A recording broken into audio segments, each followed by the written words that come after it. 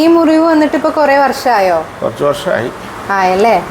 കാലിലാണെങ്കിലും നല്ല കല്ലിപ്പൊക്കെ ഉണ്ടല്ലോ. എന്തെങ്കിലുമൊക്കെ ചെയ്തിരുന്നോ? സ്ക്ലീറോയോ ലേസറോ അങ്ങനെ എന്തെങ്കിലും ട്രീറ്റ്മെന്റ് ചെയ്തിട്ടുണ്ടായിരുന്നോ? ചെയ്തിരുന്നല്ലേ.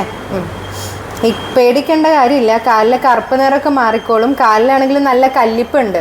അപ്പം നമ്മളിവിടെ സർക്കുലേഷൻ കറക്റ്റ് ചെയ്യാനുള്ള മരുന്നാണ് തരുന്നത്. അപ്പം അത് കഴിക്കുന്നതിൻ്റെ കൂടെ തന്നെ നമ്മളിവിടെ ചെറിയ മസാജ് ചെയ്യുന്നുണ്ട്. പിന്നെ അതുപോലെ തന്നെ വാക്വം ഡ്രസ്സിങ് ഉണ്ട്. ഇപ്പം ഇതിന്ന് നന്നായി വെള്ളം ഒഴുക്കുന്നുണ്ടല്ലോ.